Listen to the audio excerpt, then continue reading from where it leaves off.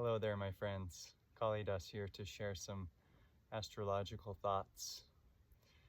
There's 12 houses in the horoscope, and the planets traverse through these 12 houses. That's the zodiac.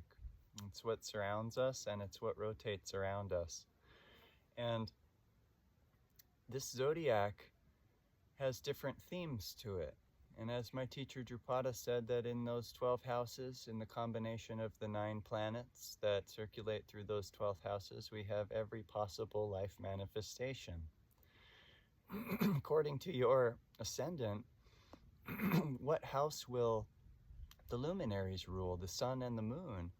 That will be very important, because whatever house the sun rules in your chart will be an area of your eventual conquest and self-mastery and self-actualization. And the moon, whatever house that rules, there will be an instinctive need for you there to experience that area of life. And then we have the planet Saturn, which is the houses that he rules are Aquarius and Capricorn. And whatever number houses those are in your chart matters a lot. Those are the 2 areas of life where you will learn a lot. So what is your ascendant? And then you can find out what is the number of the houses of Capricorn and Aquarius. You'll have a little bit more insight into what your Saturn is about in your chart.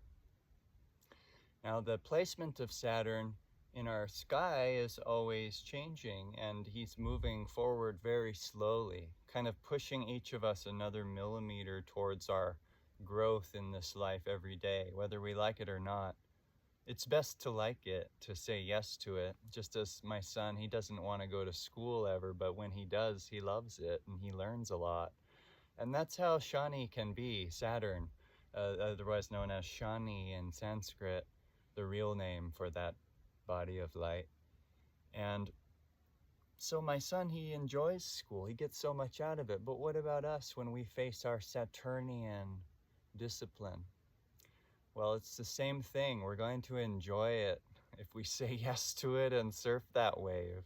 If we're all bummed about having to surf the wave, then we'll see that negative, cold-hearted Saturn energy that we've mistakenly associated that heavenly body, Om Shani, with negativity. And all that it is a cleaner. He brings up your negativity. And when you don't have any negativity anymore, what will Shani bring you? Detachment, wisdom, clear vision of truth. You will not be able to be deceived when Shani is done with you, because he will crush all that is unreal, all that you've faked, all that you've pretended is you. He will expose and disintegrate that.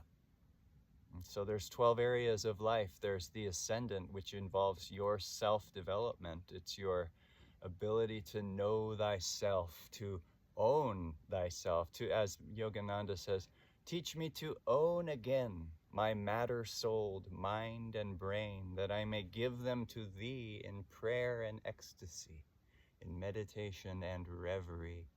This is an act of worship that he's describing, and we cannot worship if our minds are not completely engaged. So if there's a whole bunch of attachment distracting us, we cannot worship. We'll be worshiping other things in the mind. So there's so many things in this world we can begin to fall victim to and worship without even knowing it. Like little kids, they get into video games and they're staring at the screen for as long as they can before their parents cut the cord. Well, this is an act of worship. We should be careful with these kids and what they worship. When you spend hours in front of something, you're absorbing its energy and you're giving your energy to whatever inert object that is. So this is why people spend time in meditation in front of their altars. They're worshiping whatever it is that they feel blessed to be acknowledging as creator or as sustenance or as inner power. And Saturn's job is to humble you. Don't forget that. If you have been proud of your accomplishments or of the things that you have done, then Saturn still has a lot of work to do with you, and that will hurt. Pride is the hardest thing to grind out of the person. It will give you frustrating, unfair situations aplenty until you surrender to the idea that you do not know the way. So Saturn in the first house, the fifth house, or the ninth house will be Dharma. And Saturn will want you to learn about Dharma and becoming humble and grateful for that Dharma you've been given, for you cannot do it without the power of God. And that's humility in itself, is to realize you can do nothing. This next breath you're about to inhale is a gift from Creator of fulfillment, of inspiration, and oxygen is spiritual force. So when we take it in, we can always be grateful if we consciously quench that need for air from our Creator. So if Saturn is in your moksha houses, he'll be in the 4th or the 8th or the 12th house. And those are the hardest times in life, when Saturn traverses in the sky through the 4th, 8th, or the 12th house of your chart. You will know. You'll probably, if you're consciously seeking guidance, you'll probably end up at some kind of astrologer or healer during that time to find out what's going on. And that's the time for moksha. And what is moksha? It's releasing. It's not gaining anything. You already are a piece of the eternal. But there's a lot that we're holding that is temporal. So to release, and to release again, all that we're holding on to is what makes us divine. So this moksha is a process of us letting go of the things that we think are essential and coming to a new and higher vision of simplicity, which is all that you need, is God's presence, His love, His wisdom, and His magnetism, which will draw to you all the practicalities you'll need in your life. So what if Saturn's in an Artha house, which is a house of seeking wealth, security, and seeking to gain? Well, if that is the case, then there will be an attachment there. The person will feel a need, like they don't have enough. And the cure there will be to learn to give, to be a channel of the infinite abundance. There is no limitation. There is no empty. There is only fullness, everlasting energy to give. So we do not ever have to feel like giving is a loss to ourselves. And if Saturn is in an Artha house for you, that will be one of the things that liberates you, is to learn that giving is no loss to yourself. And then lastly would be Saturn in the Kama houses. And the Kama houses are desire. And so if Saturn is in those houses, the 3rd, the 7th, or the 11th house, we will need to make bigger those desires, to include others in the fulfillment of those desires. And also to pray to God that He help us to fulfill those desires, because they will be essentially compromised and dualistic if we do not spiritualize this journey of fulfillment of desire. In other words, if you go after something in this world that you feel you need, want, and must have for your well-being, and you exclude Creator, then this thing will yield a dualistic fruit. Fact. This is a fact of life that everyone will learn.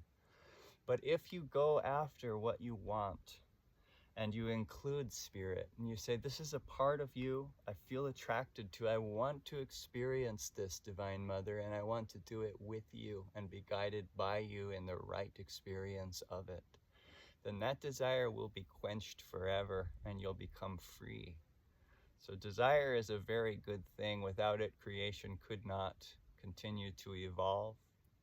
And so if Saturn's in one of your desire houses, I would highly encourage you to understand and meditate on the words, seek ye first the kingdom of God, and all things will be added unto you. The kingdom of God is within you, as it is said. As Krishna said, that is the great secret, that it is within you. You, not someone else, not a saint. It's in them for them. and it's in you for you.